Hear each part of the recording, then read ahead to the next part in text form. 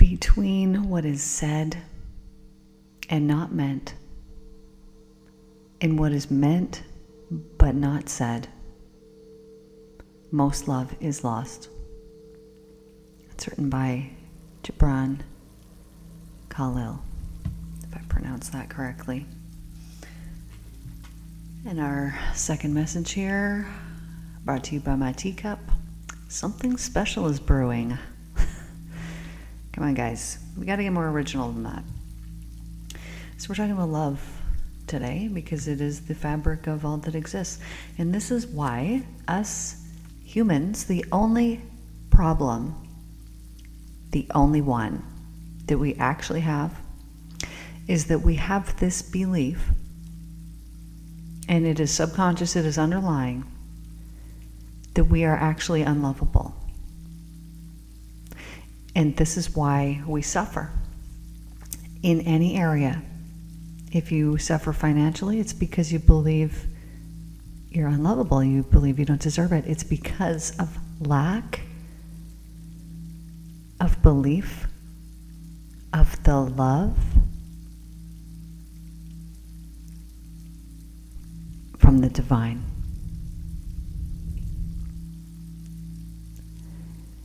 If we have lack in another area, we feel unfulfilled in relationships, it is because we have a belief underlying that says, I'm not lovable. And through this belief of I am not lovable, all suffering comes forth. Because as you know, our beliefs are manifesting in our world. And the universal consciousness in which we gather and take our thoughts down from this universal consciousness and we put them in ourselves and we express them, and then they therefore are created. When they are clouded, when our beliefs are dusted over with untruth, like we're unlovable, then the things that we're sending forth from ourselves will be dusted as well. And so they won't look the way that we're hoping them to look. They won't appear the way that we want them to. The visible matter that you're seeing, if you are unhappy with it, it is because there is a belief, an underlying belief that I'm unlovable. And attached to that is all kinds of things, like I'm not deserving of it, I'm not worthy of it, I'm not good enough. Lots of this can start in church. I guess it depends on the church. I don't remember ever attending one that made me feel bad about myself. I was pretty good at doing that all on my own. But I don't ever remember, a church telling me, oh, you're bad. But I've had many people tell me that their church makes them feel like, oh, they can never live up, that they can never be good enough, that they can all these things. I don't know why I think that's funny. The very establishment that is meant to help people is harming them. But they're doing this through their own ignorance and through their own belief that they too are unlovable. And everybody goes back to Adam and Eve, like, well, if Eve wouldn't have done this, we're just born, it's just our human nature. Exactly. If it's just our human nature to sin, then why would we be punished for something that is intended to happen? Being part of our nature, wouldn't it then not be part of our nature if it wasn't intended to be?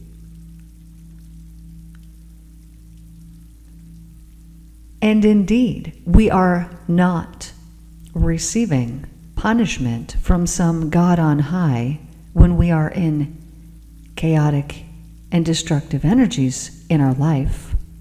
This is emanated from our own karma, from our own thoughts, from our own mind, from our own speaking, and from the actions and the choices and the decisions that we have made. This is our own reaping from what we have sown in the past.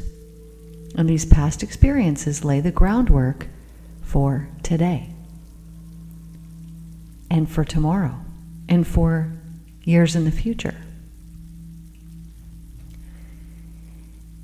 And so if we romanticize negative feelings, which I have seen people in depression do, I've seen it. It's romanticized in television. There's just, probably why they do it. It's like they embrace it as this wonderful thing, and they, give it these dreamy romantic qualities, when in fact what they're doing is romanticizing fear-based lowly energies. This true belief that they have that they are unlovable, and because they can't cope with it or fix it, they romanticize it, because this is done with the element of love. Notice how they are taking something that is dark and negative and romanticizing it. They're loving it. And they will say, oh no, I don't love it. I don't want to feel this way. But then why do you romanticize it? There is something you love about it, because there is something you're gaining. If you're depressed and you're not out working or caring for yourself, this is called secondary gain. You're gaining something from it, meaning you're not having to take full personal responsibility for your life at the moment, and you like it that way. And if you got better and got rid of that I'm unlovable belief,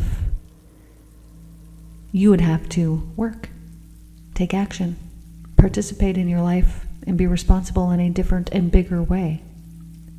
And so to avoid that, people will stay stuck in a depression for years and years. And they will claim it as part of who they are. Oh, my parents were this way, so it's just in my DNA. This is untruthful.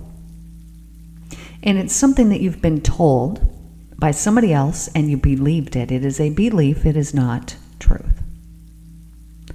The only reason why you suffer in the way that you're suffering, if you do have depression, is because, and only because, you lack mind control. And the only reason why you're lacking it is because of some traumatic event that happened to you in the past. Now, this traumatic event could have been your parents telling you over and over, you just wait, because people who are depressed love romanticizing it, and they love spreading it to other people. They do this because their sadness is unbearable to take. And so if they give their energy, if they gift it to somebody else by speaking words and by giving it to somebody else, it temporarily causes a feeling of relief for them, because they have given that bit of energy to someone else, and whoever it is unknowingly took it and drained away their own energy and took on that low frequency energy from that other person. So if your parents were depressed and you heard about it all the time, and they were talking about it all the time, and this is chatter in the house, you as a child are going to be like, what is depression? What is it? Oh, and then you see the mopey parent, and then that affects you because their energy is draining your energy as a little one, and you start to think all kinds of things, and you start to gain all kinds of beliefs about yourself, and then they stick with you permanently, and you believe, this is who I am. Well, you know what? I have regressed hundreds of people, if not thousands. And guess what? Never, not even one time. Not even once. So I can say this with absolute conviction. Never was it because it just happened to be in my DNA. Well, some people bring it in through a past life. There's always a reason. I'm telling you, there's a root. Every single time. There's never not a root to it. And it is an incident. Maybe it happened when you were 4. Maybe it happened when you were in the womb. Maybe it happened in a past life. Maybe it happened when you were 17 or 13 or 21 or 22. Who knows? But there was some type of traumatic incident and it caused it. And then because it wasn't healed and because you didn't even know that that's what happened at that time, it continued and it festered and it built up that belief that you're unlovable. And because our mind has always proven to us the truth, it's always proven to us our beliefs, because our beliefs become the truth. Do you understand? Even though it's not the truth, it's not the universal truth that exists, it doesn't matter. Our mind and its beliefs will not become true unless there's belief to back it up. So if you really believe that you're unlovable, okay, so on a scale of 1 to 10, I always work with numbers here when I'm working with my clients. On a scale of 1 to 10, how lovable do you believe that you are? Now, 10 is super lovable and 1 is not at all. So how lovable do you believe you are? Okay, so let's say that you said 3 or something like that, or whatever you said. 6, 7, 3. Let's go with 3. So then there's that, 30% of you that believes that you're lovable, but a whole 70% that believes that you're not. Now this 70%, I'm not sure if you noticed this, but that's then more than half of your day. If we were to just consider, okay, so 30% of your day then is going to be in alignment with being loved, both believing you're lovable. So 30% of your life is just bingo, bango, going great. Okay, all good. Okay, but then this means that 70% is lacking and suffering in some way. It sounds pretty accurate to your life, doesn't it?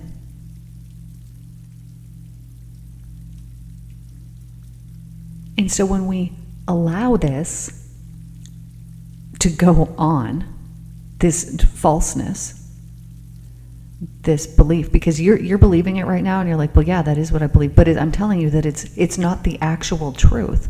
And this is what I help people do when we do subconscious healing sessions, is to heal this. And when you do it at a subconscious level, it actually does it. You can't just necessarily, us talking about this here, think your way into it. I will say something. I guarantee if you're listening to me here, I've said things and it's made you shift your thinking, and that's why you keep tuning in, and that's why you keep listening. But when we do subconscious healing, because you're consciously listening to me right now, but when we are doing subconscious work, the healing goes much deeper and it's received on a deeper level. Have you ever had somebody, let's say, tell you a quote or something like that, and you maybe have heard it in the past, but it just hit you in a different way when you heard it today? You know what I mean? Or yesterday, or whenever you heard it. That's what I'm talking about. That's what happens when there's subconscious healing that goes on, is all these things that you already know them all already, and you're like, I should be doing this, I want to be doing that, all the things. You know all the stuff and the things, most of the things, you know them. But you just can't make your mind cooperate. Well, what we do is we make your conscious mind and your subconscious mind agree with each other, because they're constantly at war. And you're like, I want to do this, and your subconscious mind, but we haven't done that before. What if we die? And it might not be saying those words, but that's how it's acting, is that if we change this habit or we change this thing, we might die. We don't know what's on the other side of that. We've never done it before. And we've done this same thing over and over and over. So those pathways, those neural pathways, are deep. And they're just taking the same route. But here's the deal about it. They say, oh, they're deep, because they are. But then how come they can change like that in a session? And then all of a sudden, somebody's not craving anything anymore. They've changed their habit. They don't believe this thing. They don't believe that thing anymore. I will tell you why. Because the only thing that exists is our consciousness and the visible manifestations that have been created from our consciousness, from the life force energy that emanates from our brain, from our mind, from our thoughts, from our words, from our actions. That life force energy, it goes out It imbues all that space. It fills up all that space that's all around you, and scientists call it space because they don't know what it is. And it imbues it and it creates it. And we've talked about this before. Look around your room that you're in right now. There is not one thing that exists in that room that did not begin in some man's mind. It first came from consciousness. It first was a thought. There is literally nothing that you're looking at. There's not one thing, if you were in your house, that did not come from man's mind. Not a thing. Everything that you see in your visible reality begins in the mind, and it is your senses continually reporting back to you what they believe they are sensing and seeing, and all of it is based on your beliefs. So when you believe that you are unlovable, you will get proof after proof after proof of that. You get all kinds of proofs. Why? Not because it is the truth, but because whatever you believe becomes the truth. You believe. Here's my example. All right, so little Sally Joe. If there's a Sally Joe listening, you're lucky. Little Sally Joe believes that she is unlovable.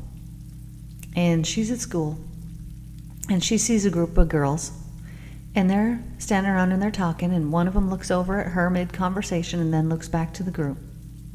Well, Sally Joe now believes those girls are talking about her. They certainly don't want her to go over there. They don't like her. And she thinks that their laughter and their fun that they're having is about making fun of her. Why? Because she believes that she's unlovable. Why? Because something happened prior to this that made her think that. And so now she's holding that belief within her, and because she holds that belief within her, and it's probably attached to a little bit of fear too, isn't it? Think about that feeling of worry. Oh, I wonder, I hope the kids are going to be nice to me today. I wonder, I don't know if they will. Now, none of this is her fault. This is our human nature. It's our human nature. And it's done out of self-preservation and protection. But here's the detrimental thing. When we go on believing that, it will affect our life. So now Sally Joe's in college. Same thing going on. She's got the same belief. And she sees these girls who are talking to each other. And you know what? Those girls just met today. But she was not a part of this original group, and so she sees them talking, and one of them looks over at her, and she thinks, oh, they're talking about me, they're making fun of me. Why? Because her brain is proving to her her beliefs that she has. It's now been proven, it's been cemented. This happened before, and look, the exact same situation has happened again. Now, if we go from the other person's perspective, first of all, they didn't even notice she was there. They were talking about something completely different. Had nothing to do with her. Nobody was making fun of her. Nobody didn't want her to come over. There was no ill will. There was no ill intention in any of it. But because she believed that she was unlovable, she created all kinds of fantasies, all kinds of illusions that were true to her, that were real in her world, that became the truth for her, even though they weren't even the truth of the situation. But your mind believes everything that you tell it, and it will prove it to you whether it's true or not. Any belief that it holds truly and dearly will not only be made manifest, but will be proven over and over again, time and time again, over and over again.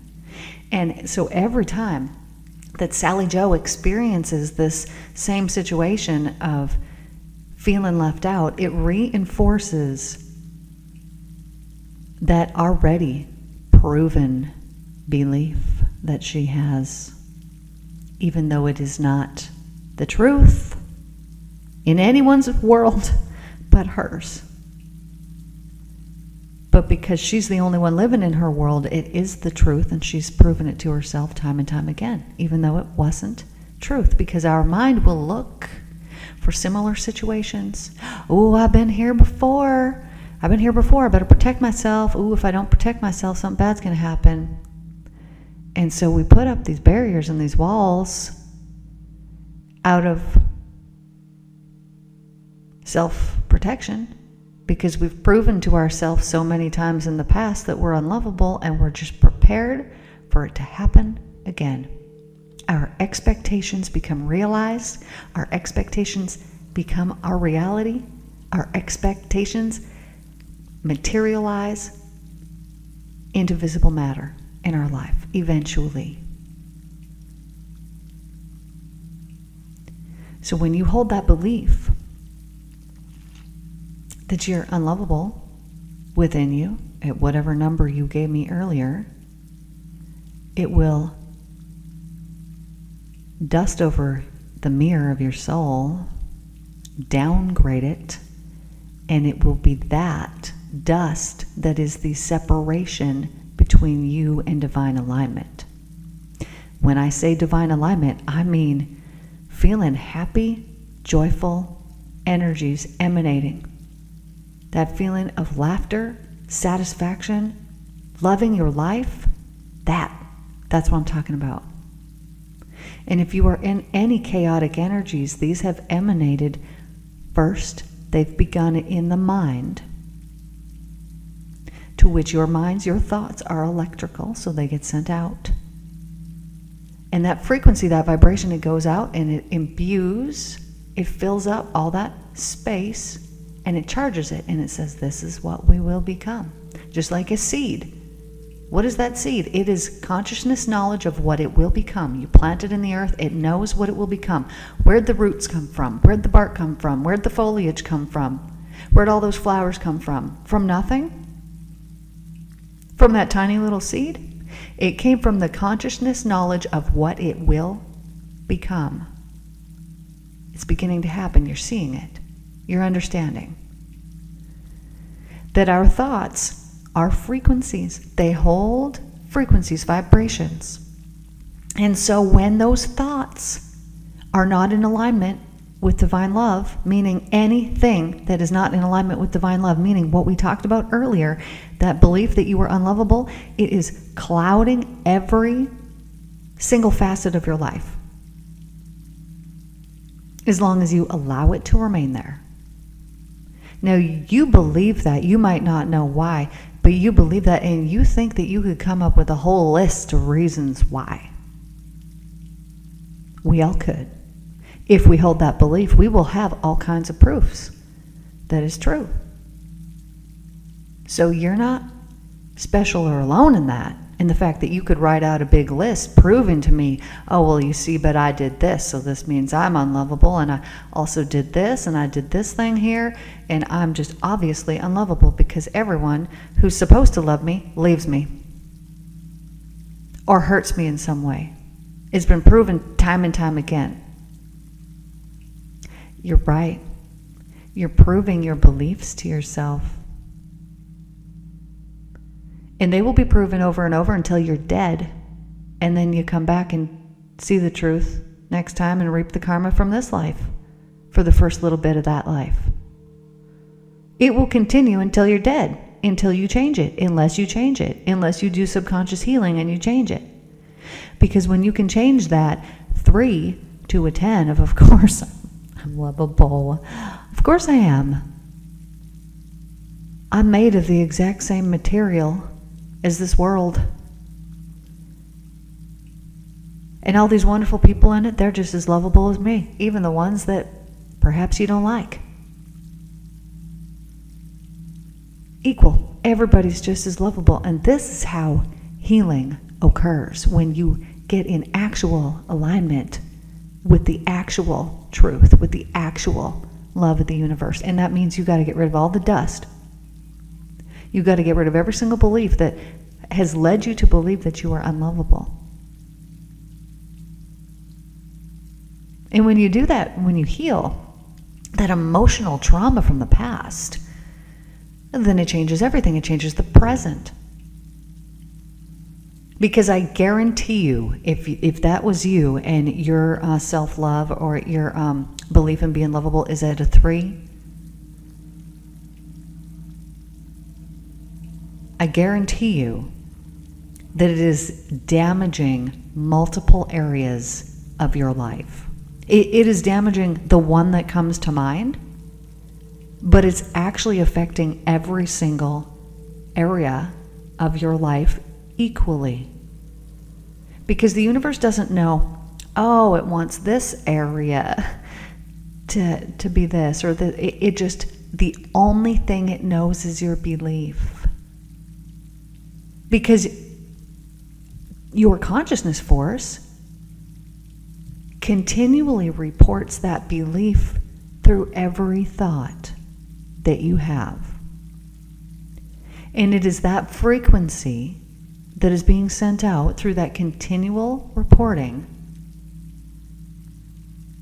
that is dusting over that mirror of your soul, that is clouding the actual truth. It's that continual reporting that's proving to you that belief. But you are only proving belief, not actual truth.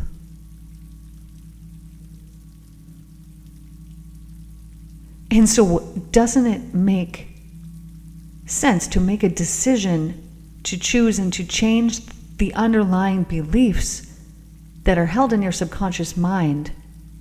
Doesn't it make sense that healing them would then change your life, and the outcomes that you have would be less chaotic, less destructive? And in fact, once you fully believe not only that you are lovable, but once you believe in that pure love of the divine loving intelligence that exists within every tiny little bit of space, when you really believe in this, challenges that you had in the past you will view in a different light, because you will understand them more fully. You will say, oh, okay, well, I understand why this happened, because I had to learn about this. Oh, I get it. Okay, that made me grow. I understand it. And you will look back on the past more compassionately than perhaps you have.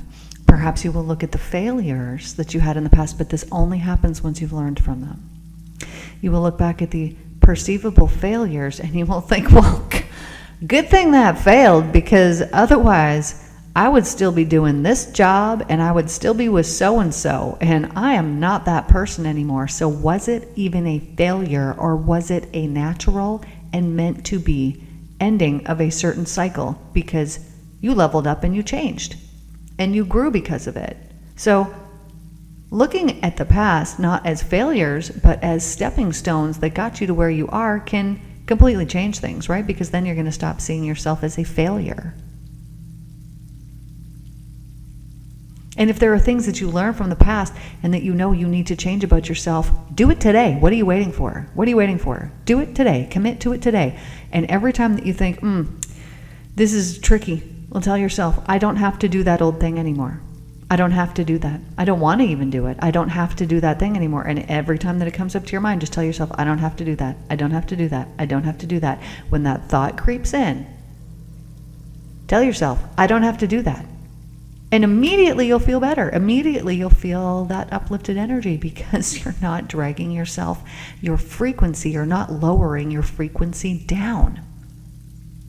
Because every time that you do this, every time that you downgrade yourself through your thinking, and you get that lower thinking that is either filled with just some downtrodden kind of thinking, some sadness, some hurt, some resentment, some guilt, some grief, some negative type thinking about self. Every time that you do that, your frequency has been lowered and you are now manifesting at that level.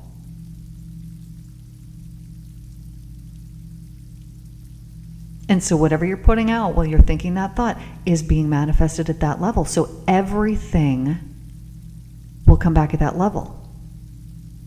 So you're like, oh, all these things are happening and all the world is crashing down. Yeah, it is. That's how it works.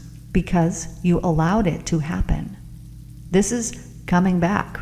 This is some past karma that you are now dealing with. And every bit of it has to do with your consciousness and what you allowed yourself to do at that time.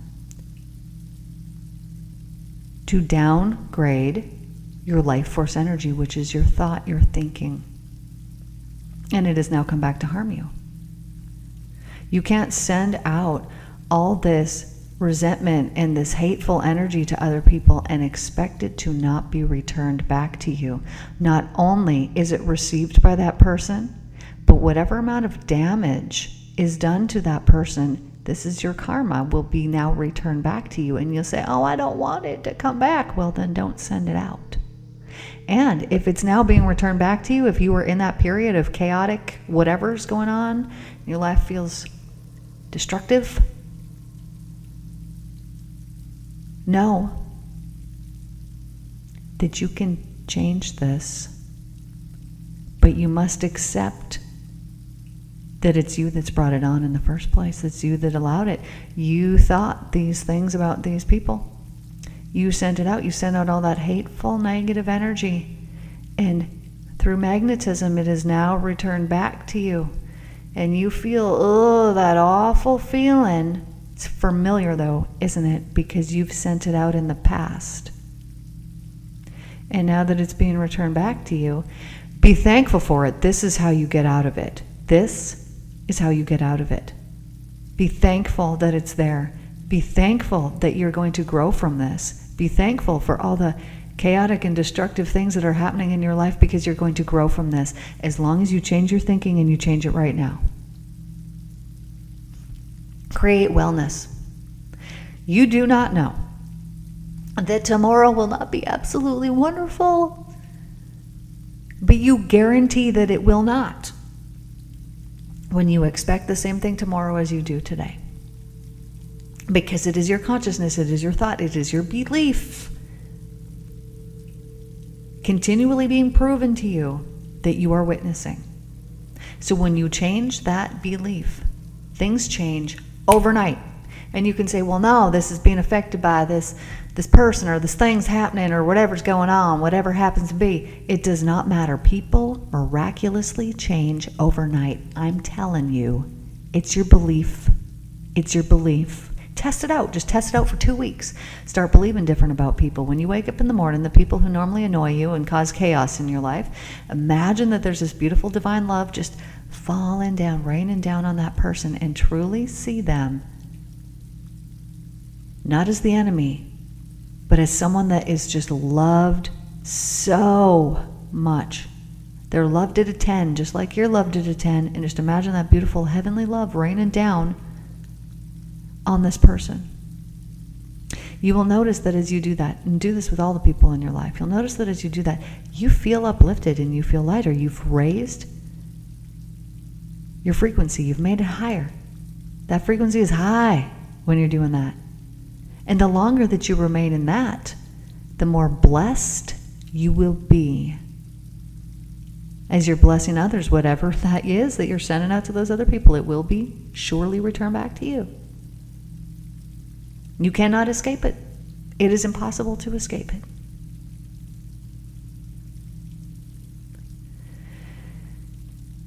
When you believe that you're unlovable, destructive, chaotic, horrible things will happen all around you. And when you believe that you're loved and you truly believe in the pure love of the divine, changes occur. Your life will become so much more beautiful. Wonderful people will make their way into your life.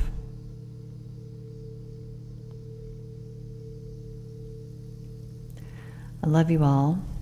Thank you for tuning in here today. And I will see you guys in the next video, which will be tomorrow. Take care, my darlings.